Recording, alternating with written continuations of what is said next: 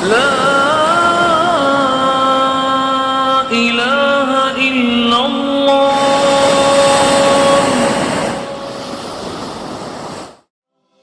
Send me your mercy, send me your peace, or I am lost for sure.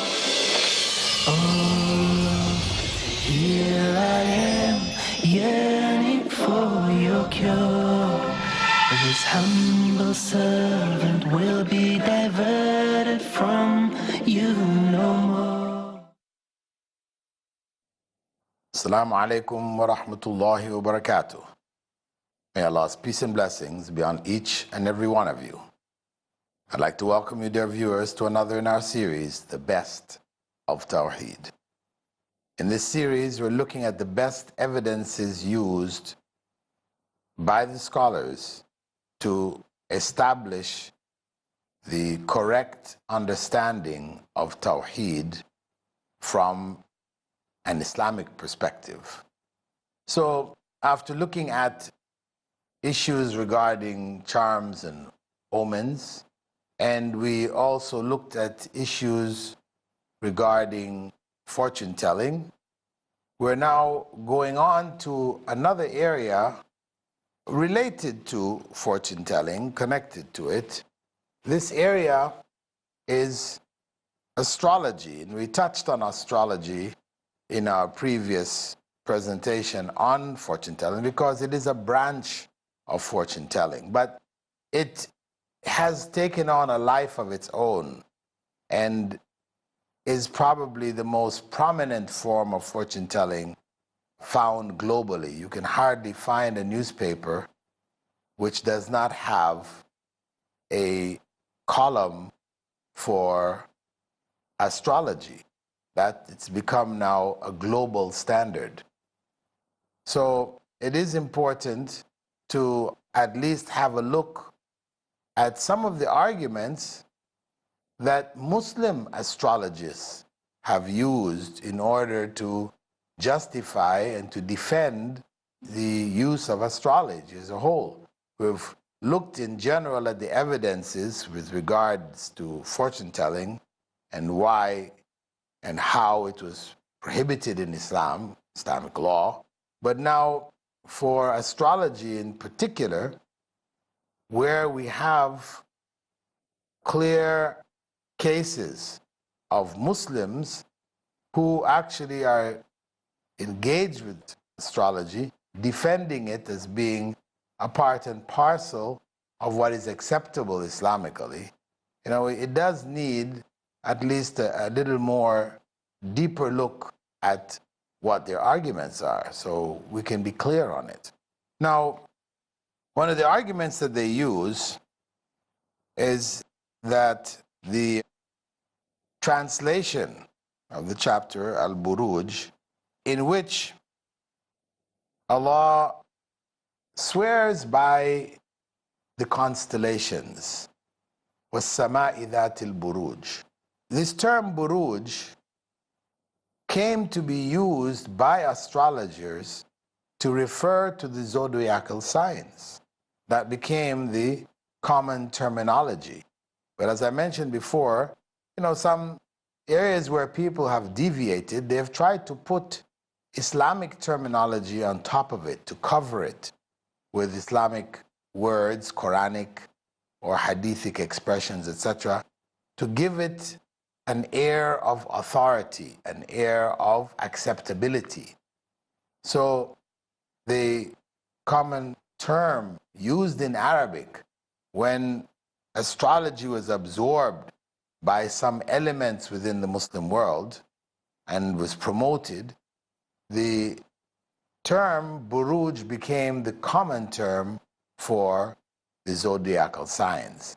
So in translation, you will find in Yusuf Ali's translation, which is the most popular English translation from back in the 30s till very recently, this term is actually translated as zodiacal signs in that English translation. So I remember giving a lecture in New York, about Tawheed, in which I clarified that astrology had no place in Islam. And to my surprise, some people in the audience started to question me on it. It turned out these people were themselves, Muslim astrologists. So they were arguing in defense, and then they threw this out. Here it is. It's right there in the Quran. Allah is swearing by the zodiacal signs, meaning that they're real.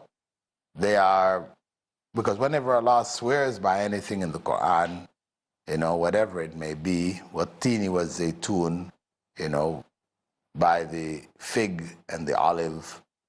Whenever Allah swears by any elements of His creation, He is giving that element special status. Whenever Allah swears by some parts of His creation, He swears in order to give them special emphasis. He elevates them amongst the various aspects of His creation. So if, in fact, Buruj meant the astrological signs, then it was clear sanction for astrology, which was what their argument was, that Allah is swearing in the Quran. The chapter is called the chapter of zodiacal signs. So how then can one come and say that this is shirk? That's so extreme. This is how it was being presented to me. But then I had to stop them and clarify to them that, in fact, al-buruj does not mean zodiacal signs. It came to mean that. This term came to be used in that reference. It's just like the term gay, for example. In the past, the term gay just meant happy. If you say so-and-so was a gay person, he was a happy person. But then that word came to mean homosexual. So, the original meaning of the word was not that at all. But now it has come to take on that meaning. But when we're going to look at its usage, especially usage in ancient times, when the word never had that meaning, then that is the original meaning is what we have to use to understand what is actually going on. So reality is that what the term buruj meant was the constellations, the star configurations, as they are when you see them in the sky. And they're changing. The way they were 1,400 years ago, the way they will be 1,000 years hence, constellation is expanding, stars are moving, their relationships will shift. So it's not in reference to the animal figures which the ancient Greeks and Romans put on those configurations. They say that this configuration meant Leo, the lion. And then they put a figure, an animal figure of a lion where, his tail is where one major star is, and his head is where another major star, and another major star is at one of his feet. But then in between, there are no other major stars to say, okay, it's not like, one of those children's puzzles where they put dots, and then when you fill in the dots, you do the lines, and it makes an actual figure. You can see a figure afterwards. It's not like that at all. It's just random stars. You could put 1,000 other images there and say that's what those stars are actually conveying. So that argument is really a false argument. It doesn't hold water at all. Though for the English-speaking world, it's very powerful. The chapter of the Quran called the chapter of the zodiacal signs. That's just clear sanction. But again, this has to do with knowledge and ignorance. If you don't have knowledge, then you can fall into mistake and misunderstanding based on ignorance. Yusuf Ali, who translated the Quran, was not a Muslim scholar. He did this translation back in the 20s. Wasn't a Muslim scholar. He was good in Arabic, so he would use the dictionary. And the dictionary used was, of course, the modern Arabic dictionaries that were available to him at the time. So it's not surprising that we find him mistranslating Al-Buruj here, as he has mistranslated many other elements of verses of the Quran. And in fact, the errors that came from his mistranslations and misinterpretations, where he included so much information in his footnotes and endnotes and notes between chapters, that the Rabita, the World Muslim League, eventually banned his translation. They agreed that it contained enough misinformation and, to find a better and more accurate translation for them to better understand the Quran, the meanings of the Quran. So with that, dear viewers, we're going to take a break, and we will see you after the break, where we will continue to look at the arguments of the Muslim astrologers in defense of astrology. We will see you after the break.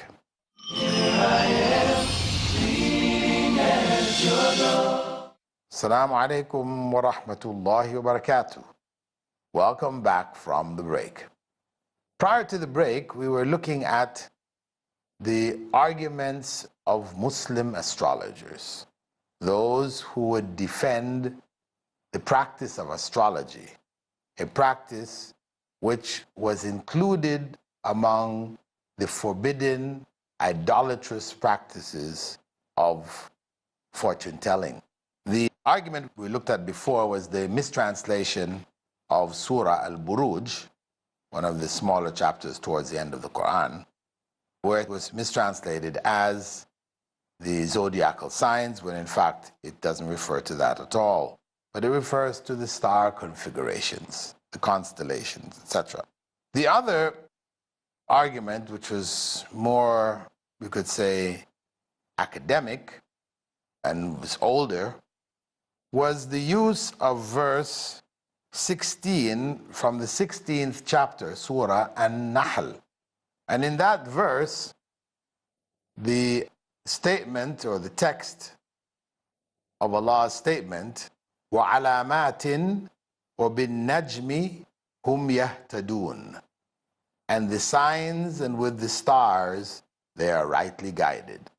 So they said, this is the argument here, that they're rightly guided, as they said, in terms of the signs are there revealed through the astrological interpretations, and they are a source of guidance to the future. This was how they interpreted it. The signs, what are the signs? The star signs, these are the zodiacal images, which are based on a person's month of birth, right? And then combine that now along with the stars, that they're rightly guided to what? Rightly guided, as they argued, to knowing the course of their future. However, Ibn Abbas, the companion of the Prophet, may God's peace and blessing be upon him, who the Prophet called Turjuman al-Quran, or the explainer of the meanings of the Quran. Though he was quite young, Allah blessed him with an insight. He stuck with the Prophet ﷺ all the time. He gained a lot of knowledge from him. And so he had insight into the understanding of the Quran and taught it, after the Prophet, may God's peace and blessing be upon him, died. Though he was, as I said, quite young. And even the rest of the companions, they recognized his strength in terms of Quranic interpretation. So he, in explaining this verse, had said that the verse meant road signs. The alamat mentioned, the signs. We're not talking about the star signs, because Allah is talking about guidance in both day and night. In the daytime, the alamat represented the road signs, the landmarks, which people may take to guide them during the daytime. How mountains look, they may give it some kind of a name, whatever. There would be various earth constructions. As we drive along the road, you can see, when you're driving out in the wilderness, you can see various signs that you can take as markers. That if you come back that way, you want to guide somebody, you say, okay, drive past this particular sign, where there's a particular tree, particular small mountain, or a big mountain, a river, whatever. These are the signs. They're the road signs, the signs on a path that people would take for knowing which way to go in the daytime. And at night, the stars provide a means by which those who are traveling in the night, where you can't now depend on the road signs because it's pitch black, the only thing that can guide you now are the stars. And that's what the travelers at night use the stars for. They line up with the North Star or whatever, and they keep that at a particular position where they're riding, and they know that they can travel in a particular direction. So, and that's how they would guide others. You take the North Star as your marker, and you travel so many days keeping it on your right-hand side, and then travel so many other days keeping it on your left or whatever. They would give directions by using the stars. So this is what the verse referred to, that they were guided by the signs during the daytime, and they were guided by the stars when they traveled at night, or when they were at sea, at night on the land or on the sea. So it is then false argument. It is then a false argument to try to find support for astrology in Quranic texts. In fact, the further we go into the hadiths concerning this matter, we have clear hadiths from the Prophet, may God's peace and blessing be upon him, found in Sunan Abi Dawud, authentically collected, in which the Prophet ﷺ said, whoever learns a branch of astrology, of the stellar sciences, has learned a branch of magic. Whoever learns a branch of astrology has learned a branch of magic. In another narration, Abu Mahjam quoted the Prophet ﷺ as saying, what I fear the most for my nation after my time is the injustice of their leaders, the belief in the stars, and the denial of divine destiny. Belief in the stars, that is astrology. Belief in using the stars to determine the future. So astrology is simply a form of fortune telling. It's just another form. And we know the ruling for fortune telling is that if one engages in it, even out of curiosity, his or her prayers are not accepted for 40 days and nights. And if they go on to actually believe in it, then, as the Prophet ﷺ said, whoever approaches an oracle or fortune teller and believes in what he says, he has disbelieved in what was revealed to Muhammad. May God's peace and blessings be upon him. And this was authentically narrated and collected in the Sunan of Abi Dawud. So there is no doubt that astrology, being a form of fortune telling, is prohibited so strongly that it causes one who engages in it to do acts of disbelief. Not to say they are disbelievers, but they are in fact committing acts of disbelief. And the degree to which they go into it is the degree to which they fall deeper and deeper into disbelief.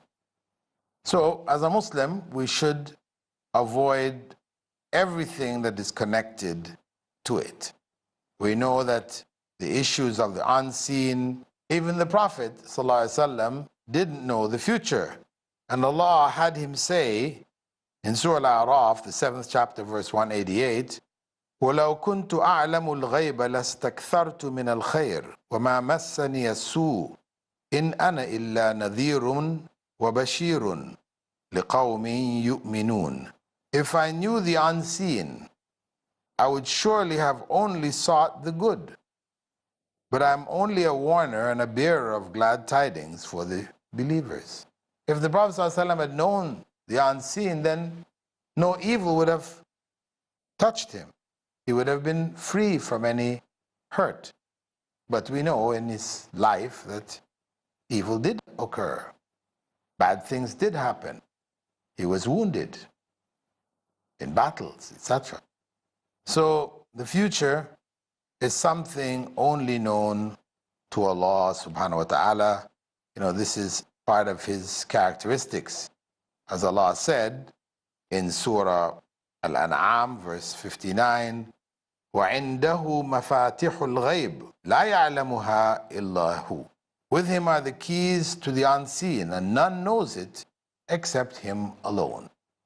This is his area of knowledge.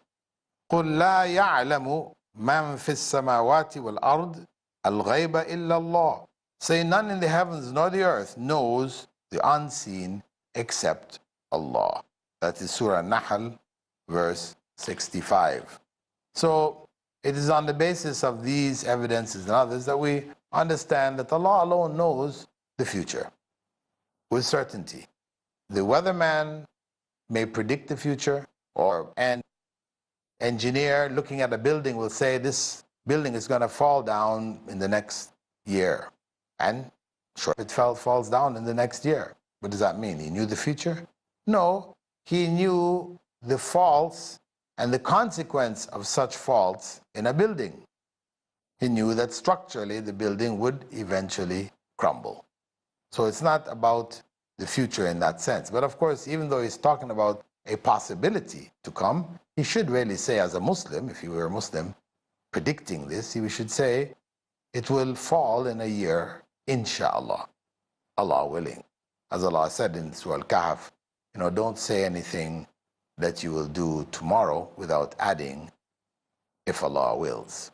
So with that, dear viewers, we conclude this episode of The Best of Tawheed, in which we have looked at the arguments used by those who seek to promote astrology as being Islamic, when in fact it is completely un-Islamic. Even though they have found verses from the Quran, names of chapters to try to cover their practice and give it legitimacy, in fact, it is illegitimate. Astrology is a form of shirk, and Muslims should be aware of it and stay as far away from it as possible. With that, dear viewers, I'd like to thank you again for being with us and hope to see you in our coming episodes, insha'Allah. Assalamu alaikum wa rahmatullahi wa barakatuh. Here I am, pleading at your door. Send me your mercy, send me your peace, or I am lost for sure. Oh Lord.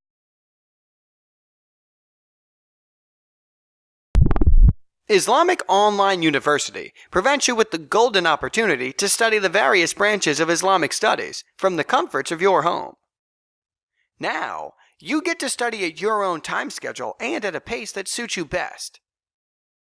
IOU is the brainchild of Dr. Bilal Phillips, who envisioned an institution that would offer undergraduate and postgraduate courses online and completely tuition-free. Choose from the widest range of programs that you can ever imagine. Bachelor's in Islamic Studies, Intensive Arabic Program, Global Quran Memorization Program, Bridge to Master's in Islamic Studies, Bachelor's, Certificate, and Diploma in Psychology, Education, Islamic Finance, Business Administration, and Information Technology. And the crown, Masters in Islamic Studies. Our syllabus is based on the bachelor's degree program of Madinah University, Durman Islamic University, Al-Azhar University, and other reputable Islamic institutions. Your journey to acquire Islamic knowledge is just a click away. Islamic Online University, changing the nation through education. Register now and get started. Visit www.iou.edu.gm for more details.